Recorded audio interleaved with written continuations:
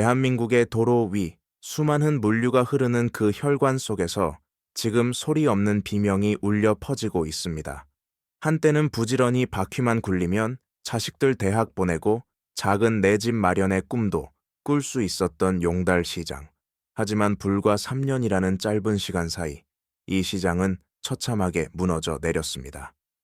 2024년 대한민국 용달시장의 성적표는 참담합니다. 왜 이 정도면 먹고는 산다던 일이 한 달 내내 도로 위에서 밤낮 없이 뛰어도 손에 쥐는 돈이 고작 몇십만 원인 지경까지 내몰렸을까요? 그 비극의 도화선은 엉뚱하게도 친환경이라는 명분에서 시작되었습니다. 2019년만 해도 전국에 단 1000여 대에 불과했던 전기 화물차는 3년 만에 8만 대를 돌파했습니다. 무려 70배의 폭증입니다. 서울 시내를 누비는 택시, 전체 대수보다 많은 트럭이 한꺼번에 도로로 쏟아져 나온 셈입니다. 하지만 이 화려한 숫자의 이면에는 10년 전 수준에 멈춰버린 운송료와 중고거래 앱에서 2만 원짜리 불법 운송이 버젓이 올라오는 기형적인 현실이 도사리고 있습니다. 용달시장 붕괴의 구조와 그 방화쇠를 우리는 오늘 깊숙이 파헤쳐 보려 합니다. 70배의 폭증, 그리고 2만 원짜리 운송. 이것은 단순히 숫자의 문제가 아닙니다. 균열은 훨씬 전부터 시작되었습니다. 그 첫 흔적은 기사들의 텅 빈 통장 잔고와 고속도로 휴게소에서 컵라면 하나로 끼니를 때우며 스마트폰 화면만 뚫어지게 쳐다보는 그들의 초조한 눈빛에서 시작되었습니다. 고속도로 통행료와 기름값을 빼면 남는 게 없는 상황, 아니 오히려 일을 하면 할수록 손해를 보는 이 역설적인 일상이 우리 시대 노동의 현주소입니다. 용달 기사들 사이에서 요즘 뼈아프게 회자되는 말이 있습니다. 이 돈 받느니 차라리 집에서 쉬는 게 남는 거다. 하지만 이 말은 일종의 반어법일 뿐 현장의 기사들은 쉴 권리마저 박탈당한 채 도로 위로 내몰립니다. 농담이 아닙니다. 실제로 수도권에서 가까운 거리를 오가는 운송권 하나를 잡았을 때 기사의 손에 쥐어지는 돈을 가혹한 산수로 풀어보면 그 처참함이 고스란히 드러납니다. 보통 3만 원 안팎의 운송료가 책정되는 단거리 콜. 여기서 고속도로 왕복 통행료 8,000원과 경유값 12,000원이 빠집니다. 여기에 운송앱 회사가 가져가는 수수료 10%를 떼고 나면 기사가 왕복 2시간을 운전하고 무거운 짐을 직접 싣고 내리는 중노동을 마친 뒤 손에 쥐는 순수익은 고작 7,000원 남짓입니다. 대한민국의 2024년 최저임금은 시간당 9,860원입니다. 하지만 용달 기사는 1시간 노동의 대가로 그 절반에도 못 미치는 돈을 받습니다. 더 황당한 경우도 허다합니다.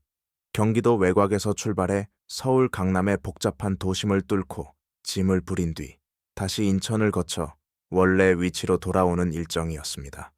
총 이동거리 120km, 소요시간은 장장 4시간. 이 일의 대가로 지불된 돈은 5만 원이었습니다. 기름값과 통행료를 제외하고 나니 기사에게 남은 금액은 8,000원이었습니다. 하루 종일 서울과 경기를 종횡무진하며 에너지를 쏟아부었지만 남는 돈은 국밥 한 그릇 가격도 안 되는 것이 오늘날 용달 시장의 비극입니다. 한 달 내내 이런 일만 반복하면 손에 쥐는 수입은 몇십만 원에 불과합니다. 차량 감가상각비와 수리비를 생각하면 사실상 적자입니다. 그런데 진짜 공포스러운 지점은 이렇게 명백히 손해를 보는 일조차 잡으려고 수백 명의 기사가 스마트폰 화면 앞에서 줄을 선다는 점입니다. 영원을 버느니 단돈 1,000원이라도 벌어야 한다. 는 절박함이 기사들을 자기 착취의 굴레로 밀어넣고 있습니다. 노동의 가치가 증발해버린 이 시장에서 기사들은 이제 운송이 아니라 생존을 구걸하고 있는지도 모릅니다. 이것은 단순한 불황이 아니라 우리 사회의 한 축이 완전히 뒤틀려 버렸음을 알리는 서글픈 신호탄입니다. 과거의 용달 시장은 비단 물건만 옮기는 곳이 아니었습니다. 동네 어귀의 작은 사무실, 노란색 영업용 번호판을 단 트럭들 사이에는 말하지 않아도 통용되는 거리의 법도라는 것이 존재했습니다. 기사들은 저마다의 구역을 나누어 가졌고 수십 년간 쌓아온 단골 거래처와의 신뢰는 그 무엇보다 강력한 자산이었습니다. 전화 한 통이면 "김 사장, 이번에도 부탁해" 라는 말과 함께 일감이 들어왔고, 기사들 사이에는 적정선의 운송료를 지키려는 묵시적인 규칙이 있었습니다. 그것은 서로의 생존권을 존중하는 최소한의 울타리였습니다. 하지만 스마트폰이라는 작은 기계가 이 견고했던 질서를 단숨에 무너뜨렸습니다. 앱 하나만 깔면 누구나 전국의 콜을 볼 수 있게 된 순간, 수십 년간 쌓아온 인맥과 지역 기반의 신뢰는 하루아침에 무용지물이 되었습니다. 이제 화주는 기사의 숙련도나 성실함을 보지 않습니다. 플랫폼의 알고리즘 속에서 기사는 오직 가격과 수락 속도라는 두 가지 잣대로만 평가받는 숫자로 전락했습니다. 더 싸게 부르는 사람, 그리고 남들보다 0.1초 먼저 화면을 터치하는 사람만이 이를 쟁취하는 디지털 밀림이 도래한 것입니다. 2024년 국토교통부 자료는 이 참혹한 현실을 차가운 숫자로 증명합니다. 1톤 트럭 용달 차량 등록은 전년 대비 12% 늘었고, 새로 이 시장에 뛰어든 신규 사업자는 30%나 폭증했습니다. 반면 나눠 먹을 파이는 줄어들어 평균 운송료는 오히려 5% 하락했습니다. 공급은 넘치는데 가격은 떨어지는 시장 논리의 가장 잔혹한 단면이 이곳에서 펼쳐지고 있습니다. 현직 기사들은 이 상황을 콜가뭄이라 부릅니다. 단순히 일이 적은 것이 아니라 마치 대지가 바싹 말라붙어 생명력이 사라진 상태처럼, 기사들이 아무리 스마트폰 화면을 새로 고침해도 단 하나의 일감조차 구경하기 힘든 절망적인 상황을 의미합니다. 기사들은 이제 하루 종일 운전대를 잡는 시간보다 스마트폰 화면의 파란 불빛을 응시하는 시간이 더 길어졌습니다. 알림음이 울리기도 전에 사라지는 콜들을 보며 그들은 자신이 기계의 부속품이 된 것 같은 깊은 자괴감에 빠집니다. 어제보다 오늘 더 벌기 힘들고 내일은 더 막막할 것이라는 공포가 도로 위를 자욱하게 뒤덮고 있습니다. 이 가뭄의 뿌리는 단순히 앱의 등장이 아닙니다. 그것은 대한민국 경제 전체의 체력이 바닥나고 있다는 보다 거대하고 근원적인 몰락의 징후입니다. 이 콜가뭄의 뿌리는 대한민국 경제라는 거대한 유기체의 체력이 급격히 저하된 데 맞닿아 있습니다. 우리가 흔히 말하는 소비의 동맥경화입니다. 시간을 잠시 되돌려 보겠습니다. 코로나19가 기승을 부리던 2021년과 2022년, 역설적이게도 용달 시장은 유례 없는 황금기를 맞이했습니다. 비대면 생활이 일상화되면서 사람들은 보복 소비라도 하듯 온라인으로 물건을 쏟아내듯 주문했습니다. 당시 용달 기사들은 하루에 서너 건의 큰 일감만 처리해도 월 400만 원 이상의 수익을 올리는 것이 어렵지 않았습니다. 도로 위는 분주했고 기사들의 지갑은 두툼해졌습니다. 하지만 그 풍요는 모래 위에 쌓은 성이었습니다. 2023년 하반기를 기점으로 분위기는 서늘하게 반전되었습니다. 팬데믹이 끝나고 사람들이 밖으로 쏟아져 나오기 시작하자 온라인 쇼핑 열기가 한풀 꺾였습니다. 더 큰 재앙은 고금리와 고물가라는 쌍둥이 악재였습니다. 가계 부채에 짓눌린 서민들은 지갑을 닫았고 기업들은 창고에 쌓인 재고를 줄이기 위해 안간힘을 썼습니다. 물건이 팔리지 않으니 옮길 물건도 사라지는 것은 자명한 이치입니다. 2024년 대한민국 소매 판매 지표는 전년 대비 약 2.3% 하락했습니다. 특히 용달 기사들의 주 수입원인 냉장고, 세탁기, 대형 가구 같은 이른바 내구재리 판매가 급감했습니다. 이삿짐을 옮기거나 새 가구를 들여놓는 일이 줄어드니 용달 트럭의 적재함은 텅 빈 채의 먼지만 쌓여가고 있습니다. 문제는 단순히 일감이 줄어든 데서 그치지 않습니다. 경제의 모세혈관까지 퍼진 불황은 돈의 흐름 자체를 막아버렸습니다. 과거에는 운송이 끝나면 그 자리에서 현금을 받거나 며칠 내로 입금되는 것이 상식이었습니다. 하지만 요즘은 기업들이 현금 유동성이 부족하다는 핑계로 지급을 미루는 일이 일상이 되었습니다. 한 달, 두 달씩 결제가 밀리는 것은 예사실이며 아예 회사가 부도나서 수백만 원의 운송료를 떼이는 기사들도 속출하고 있습니다. 이런 상황에서 기사들이 할 수 있는 선택은 단 하나뿐입니다. 일이 없으니 단돈 몇천 원이라도 주는 저가 코를 잡아야 하고 수익이 낮으니 몸을 혹사하며 더 많이 뛰어야 합니다. 예전처럼 일을 골라 하던 여유는 사치가 되었습니다. 안 하면 수입이 0원이니까요. 라는 어느 기사의 말은 대한민국 경제의 가장 낮은 곳에서 흐르는 절망의 독백입니다. 일감은 줄어드는데 왜 도로는 파란색 번호판을 단 트럭들로 넘쳐나게 된 걸까요? 그 비극적 역설의 중심에는 전기 화물차라는 이름의 거대한 파도가 서 있습니다. 정부는 기후 위기 대응과 탄소 중립이라는 원대한 목표 아래 전기 트럭 보급에 박차를 가했습니다. 2019년 말만 해도 전국에 단 1,150대에 불과했던 전기 화물차는 2022년 말 81여236대로 수직 상승했습니다. 3년 만에 70배라는 기적 같은 성장을 이룬 것입니다. 하지만 이것은 시장의 자연스러운 흐름이 아닌 정책이 빚어낸 인위적인 폭발이었습니다. 정부는 전기 화물차를 사는 이들에게 파격적인 혜택을 쏟아부었습니다. 대당 수천만 원에 달하는 구매 보조금은 물론 무엇보다 강력한 유인책은 영업용 번호판의 무상 발급이었습니다. 본래 화물 운송업을 하려면 수천만 원의 권리금을 주고 노란색 번호판을 사야 했지만 전기차를 사면 국가가 이를 공짜로 내어준 것입니다. 이 정책은 용달 시장의 문턱을 단숨에 허물어뜨렸습니다. 과거에는 차값과 번호판 비용을 합쳐 최소 3천만 원 이상의 초기 자본이 필요했다면 이제는 1,000만 원 남짓만 있으면 누구나 사장님 소리를 들으며 길 위로 나설 수 있게 된 것입니다. 이 낮은 문턱은 경기 침체로 갈 곳을 잃은 실직자들과 정규직의 꿈을 포기한 청년들에게 달콤한 독약이 되었습니다. 트럭 한 대면 굶어 죽지는 않는다. 는 오래된 믿음이 전기차 보조금과 만나면서 준비되지 않은 이들이 대거 시장으로 유입되었습니다. 본업만으로는 생계가 막막한 직장인들까지 주말과 퇴근 후 시간을 이용해 용달 시장에 뛰어들었습니다. 전기차는 연료비 부담까지 적은이 부업으로 이보다 좋을 순 없었습니다. 하지만 국가는 시장을 여는 데만 급급했을 뿐 그 안에서 벌어질 생존 경쟁에는 무관심했습니다. 비슷한 시기 택시 시장에서는 타다 서비스가 등장했을 때 기존 생태계를 보호하기 위한 격렬한 논쟁과 규제가 있었습니다. 그러나 용달 시장은 달랐습니다. 일반 화물 운송은 허가제지만 용달은 서류만 내면 누구나 가능한 신고제에 가깝게 운영되었습니다. 정부는 자유경쟁이라는 이름 아래 이 좁은 시장에 무한정 공급을 풀어놓고는 사실상 방치했습니다. 친환경이라는 이름으로 포장된 정책이 역설적으로 기존 기사들의 삶을 말려 죽이는 침략적 종을 키워낸 셈입니다.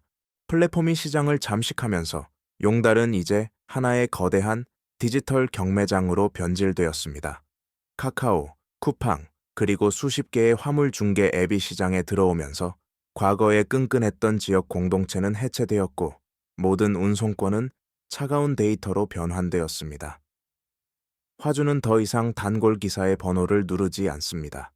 대신 스마트폰 앱의 출발지와 목적지, 그리고 더 낮아진 희망 가격을 입력할 뿐입니다.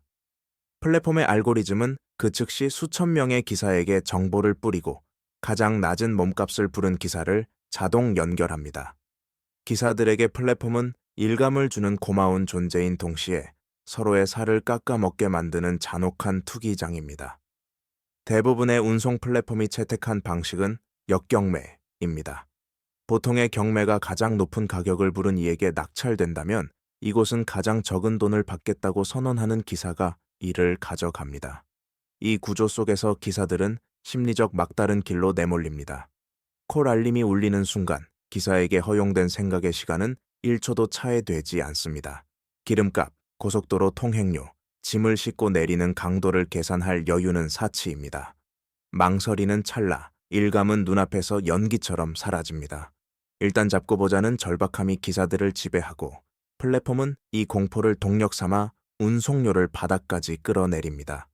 더욱 가혹한 것은 이 모든 경쟁의 비용을 기사 혼자 짊어져야 한다는 점입니다.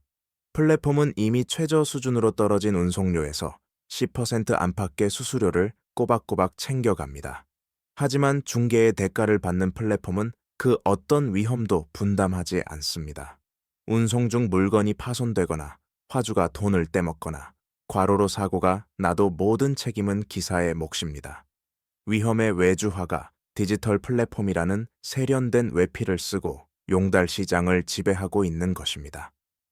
2024년 기준 앱을 통해 콜을 받는 비율은 전년보다 40%나 늘었습니다. 이제 플랫폼 없이 일하는 것은 불가능해졌고 기사들은 스스로를 앱의 노예라 부르며 오늘도 스마트폰의 파란 불빛 속으로 뛰어듭니다. 플랫폼이 끌어내린 운송료의 바닥, 하지만 그 바닥마저 뚫고 내려가는 더 깊은 지하실이 있었습니다. 바로 그림자 노동이라 불리는 불법 영업자들의 침공입니다. 노란색 영업용 번호판도 없이 영업용 보험도 들지 않은 채 자신의 승용차나 자가용 화물차로 짐을 나르는 이들이 시장의 마지막 자존심마저 무너뜨리고 있습니다. 대한민국 국민 3명 중 1명이 사용한다는 중고거래 앱 당근을 열어보면 우리는 너무나 쉽게 이런 글들을 마주하게 됩니다. 가까운 거리 작은 이사 2만 원에 해드립니다. 가구 옮기기 15,000원. 정식 용달 운송료의 절반에도 못 미치는 이 가격은 정직하게 법을 지키며 일하는 기사들에게는 사형 선고와 같습니다. 법에 따르면 영업용 번호판 없이 돈을 받고 물건을 옮기는 것은 명백한 불법입니다.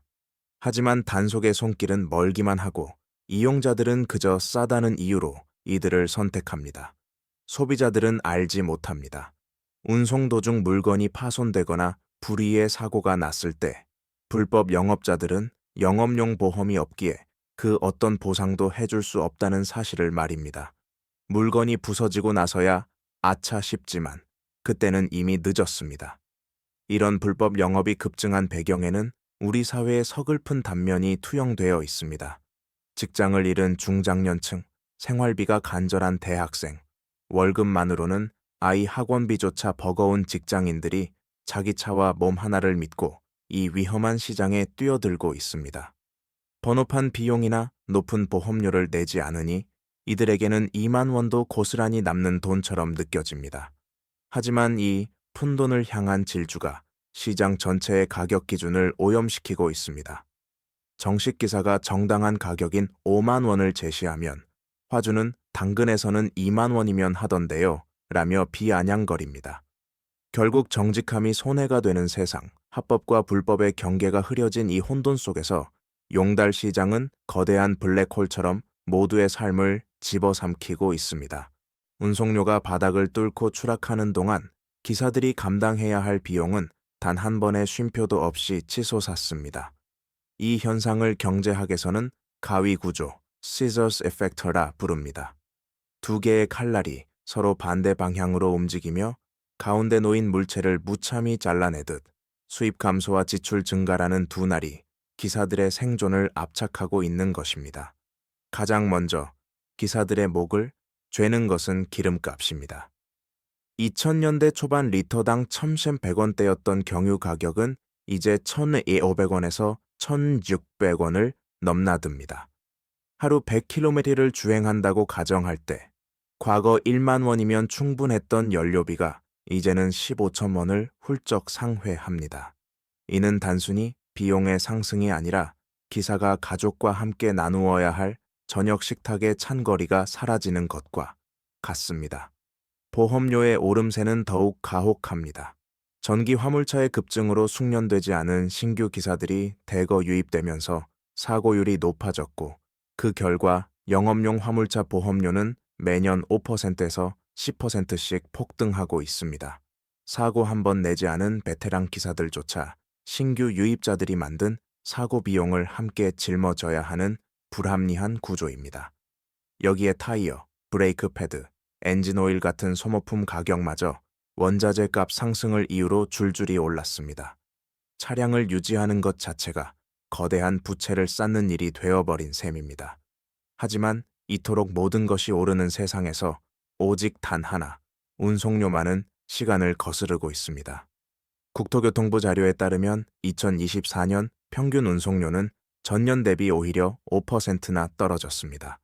물가는 오르는데 내 물건값만 내리는 이 기이한 현상은 시장의 힘의 균형이 완전히 무너졌음을 의미합니다. 가까운 일본의 사례는 우리에게 시사하는 바가 큽니다. 일본 정부는 물류 붕괴의 위험을 직시하고 2017년부터 기준 운송료 제도를 도입해 기사들의 최소한의 생존권을 법적으로 보장하기 시작했습니다. 물류가 멈추면 국가 경제가 멈춘다는 위기의식 때문이었습니다. 반면 한국의 용달 시장은 여전히 자유 경쟁이라는 방임 아래 방치되어 있습니다. 보호받지 못하는 노동자들은 각자 도생의 길 위에서 서서히 말라가고 있습니다. 용달 시장의 붕괴는 단순히 숫자로 기록되는 경제적 손실에 그치지 않습니다. 그 이면에는 길 위에서 서서히 마모되어 가는 기사들의 육체와 정신, 즉 인간의 파괴라는 더 무서운 비극이 도사리고 있습니다. 과거에는 상상하기 어려웠던 무리한 요구들이 이제는 현장의 당연한 관행처럼 자리 잡았습니다. 그 대표적인 것이 이른바 까대기라 불리는 가혹한 공짜 노동입니다. 까대기는 화물차에 짐을 싣고 내리는 육체 노동을 일컫는 업계의 은어지만 이제는 기사들의 고혈을 짜내는 상징적인 단어가 되었습니다. 본래 용달 운송료는 물건을 목적지까지 운반하는 값만을 의미합니다. 짐을 직접 들고 계단을 오르내리거나 설치를 돕는 것은 별도의 수고비를 받아야 하는 영역입니다. 하지만 오늘날의 화주들은 플랫폼이 만든 저가 경쟁을 방패 삼아 당연하다는 듯 기사의 노동력을 착취합니다. 냉장고를 엘리베이터 없는 3층까지 올려달라. 가구를 분해해서 실어달라는 요구의 기사가 정당한 추가 비용을 요청하면 돌아오는 대답은 늘 같습니다. 다른 기사는 그냥 해주던데요. 이 서늘한 비교는 기사들의 입을 막는 강력한 흉기가 됩니다. 50kg이 넘는 대형 가전을 홀로 메고 계단을 오르다 허리를 다쳐도 이들은 개인 사업자라는 허울 좋은 명분 아래 산업재해, 보험의 사각지대에 방치되어 있습니다. 병원비는 고스란히 자신의 몫이며 쉬는 날은 곧 굶는 날이 됩니다. 기사들을 더욱 비참하게 만드는 것은 노동의 가치를 넘어 인격마저 가볍게 여기는 세태입니다. 최근에는 짐을 보낼 때 사람까지 태워달라는 이른바 택시형 요구가 빈번해졌습니다. 영업용 화물차의 화주가 동승하는 것은 보험 약관상 위험한 일이며 기사가 거절할 권리가 분명히 있음에도 이를 거부하면 일감 자체가 취소되기 일쑤입니다. 여기에 기업들의 결제 대금 미납은 기사들의 영혼을 더욱 피폐하게 만듭니다. 한 달, 두 달 미뤄지는 입금 날짜를 손꼽아 기다리다 회사가 망했다는 소식을 들었을 때 기사가 느낄 허탈함은 무엇으로 보상받을 수 있습니까? 하루 종일 스마트폰 화면에 파란 불빛만 응시하며 느끼는 불안감, 무리한 요구에 시달리며 깎여나가는 자존감. 지쳐서 떠나고 싶어도 트럭을 살 때 낸 할부금과 당장의 생계 때문에 핸들을 놓지 못하는 그들에게 용달차 운전석은 이제 꿈을 싣고 달리는 공간이 아니라 벗어날 수 없는 거대한 창살 없는 감옥이 되어버렸습니다. 지금까지 살펴본 것처럼 대한민국 용달 시장의 붕괴는 어느 날 갑자기 찾아온 천재지변이 아닙니다. 그것은 정책과 기술, 그리고 불황이 맞물려 돌아가며 만들어낸 정교하고도 잔인한 연쇄 반응이었습니다. 정부의 전기 화물차 지원 정책은 시장의 문턱을 없애 공급 과잉의 씨앗을 뿌렸고 플랫폼의 알고리즘은 기사들을 무한 가격 경쟁이라는 벼랑 끝으로 내몰았습니다. 여기에 법망을 피해가는 불법 영업자들이 마지막 남은 시장의 질서마저 무너뜨렸습니다.